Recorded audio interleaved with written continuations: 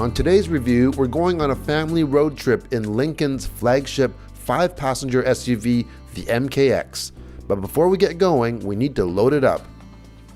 A family of 4 with 2 little ones needs a lot of stuff for a weekend trip to Whistler, British Columbia. 2 fully packed suitcases, a full-sized double stroller which takes up a ton of room no matter how you put it, a bin of food and goodies, and winter clothes and stuff for the swimming pool. Then there's 2 car seats, one base for the rear-facing infant seat and the other a full-size front-facing. Load the kids up and we're ready to hit the road.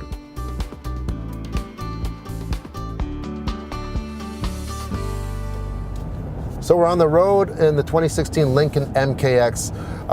Right off the bat, you'll notice on the outside, the exterior is being restyled. I really like the exterior. It looks a lot more European-like, kind of X5-ish a little bit, maybe a little MDX in the background for a little Japanese look. And the front is non-mistakenly a Lincoln with the split wing design.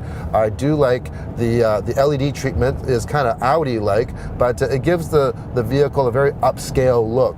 So we're on our way to Whistler, British Columbia. We're taking the Sea to Sky Highway. It's a very beautiful scenic highway. We have snow tires on because they are required on the Sea to Sky at this time of year. So let's talk about the interior first of the MKX.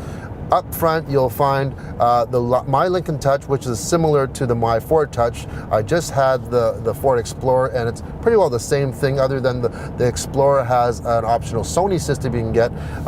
One thing I do like about the Lincoln here is they kind of went away from just all the sliding dials, or not the sliding dials, but the sliding scales for volume, things like that, like they had on the MKZ. You actually have conventional dials and buttons for the climate control and the radio, which I really do like. It makes it a lot easier. Now there's a lot of amenities on this vehicle. We have heated and cooled seats, heated seats in the back. We have a heated steering wheel even. It's also equipped with automatic parking. Now, most people I don't think will use that feature a lot, but when you do use it, it is surprisingly amazing how well it works. It does take a little time to get used to it, and I'm sure there are some instances where it'll be handy. Like the MKZ that we tested earlier on, it does have the transmission.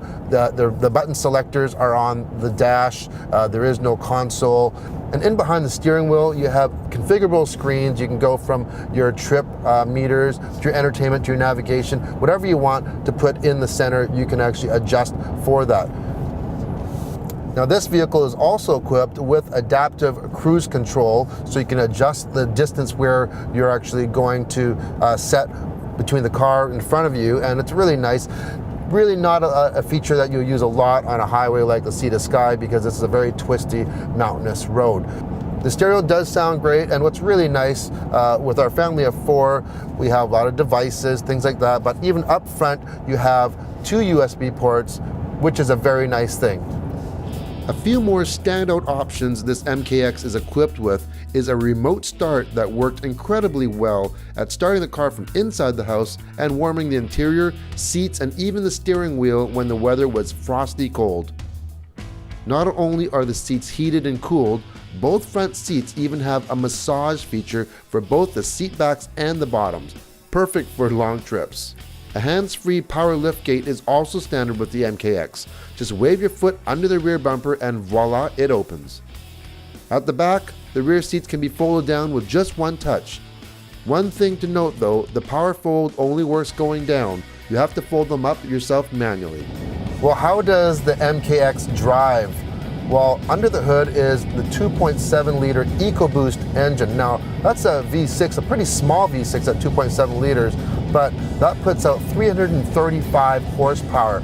Yes, you can get the same engine in the Ford Edge, but you don't get as much horsepower. Now that's matched to a 6-speed automatic transmission.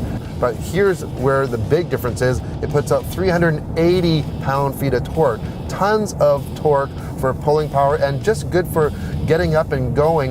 In the city, it's really handy.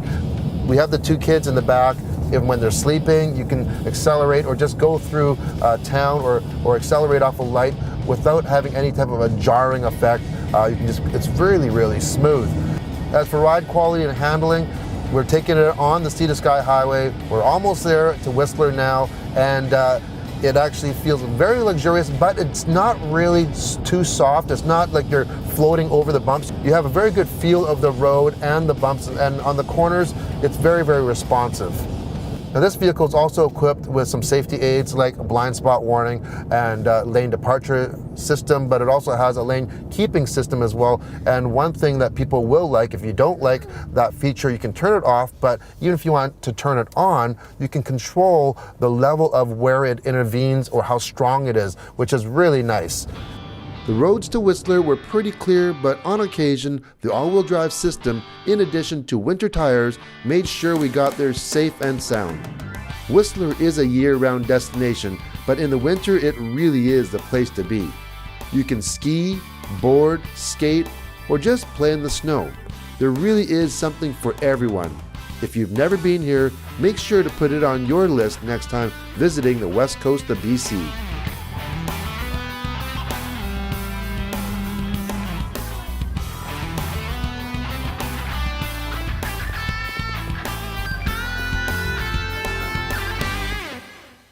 Well, here we are at the tail end of our round trip to Whistler and back. It was about 300 kilometers in the MKX.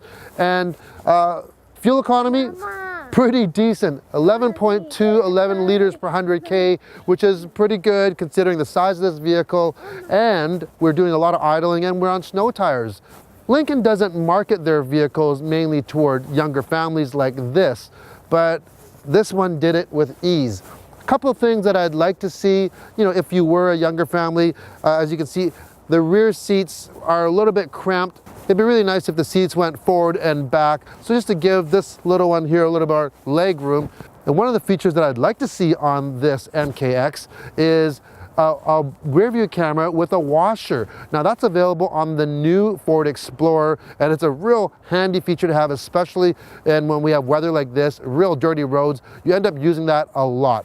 So regardless if you have a family and you want to haul a family around or not, if you're looking for something luxurious, good looking in my opinion, a ton of technology, and best of all, it even has massaging seats, you might want to check out this one. Let's go.